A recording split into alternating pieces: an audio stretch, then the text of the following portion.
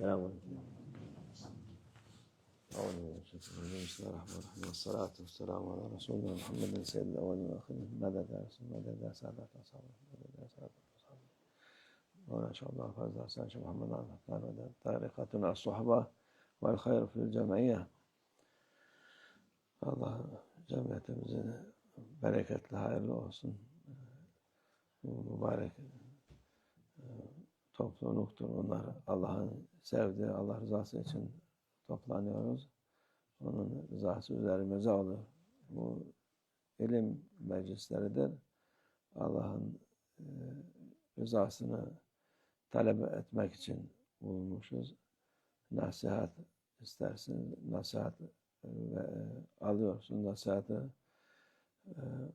Allah rızası için din-i nasiha, Peygamber sallallahu aleyhi ve sellem din olduğu gibi nasihattır. İyi yolu göstermek, iyiliği göstermek içindir. Onun için bu meclislere olan ilim talep etmek farzdır. Her Müslüman için farzdır. Onun bebeklikten ta hayat, kabre kadar ilim talep etmek farzdır insanlar. O ilim de işte bu meclislerde olsun, insanlardan nasihat almak, her türlü şey ilim talebesi olmak demektir. Talebe büyük fazileti var. Onu niyet etmek lazım. Niyet etmeden şey olmuyor. Niyetimiz Allah rızası için iyilik öğrenmek, dinimizi öğrenmek, Peygamber Efendimiz sallallahu aleyhi ve sellem'i sevmek, sahabetin, ehl-i beytini sevmek, onları sevmek, hepsi bu ilimdir. Onun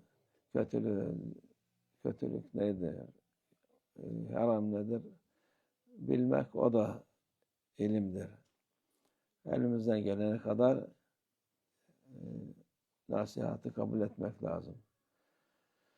Nasihat Allah rızası için verilen şeydir. Nasihatı sevmeyen çok insanlar var. Ne için sevmiyor? Çünkü nefis nasihat, iyiliği fazla sevmez.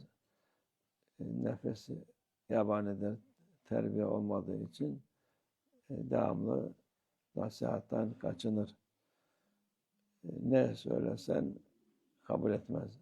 Ama onda terbiye olur.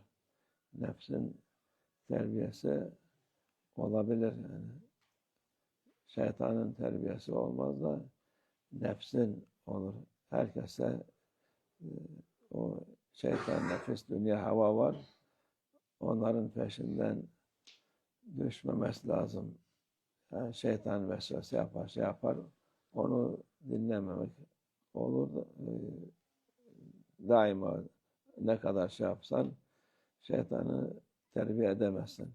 O nefsini edersin.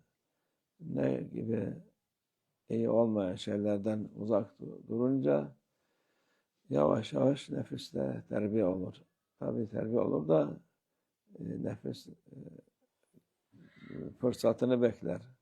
Gene sen sana karşı gelmek için, kötülük yapmak için, onun için daima tetikte olmak lazım. Terbiye oldu benim, artık nefsim kalmadı deyip de kendine güvenirsen yani anında seni Allah aşağı eder. Allah muhafaza etsin.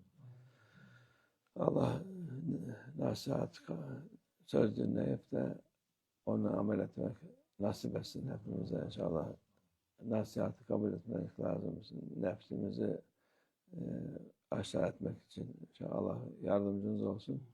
Hepimiz inşallah bu yolda sabit kadem olup başkalarına da hidayet vesile olsun inşallah. Amin. Allah'a tevfik. El Fatiha.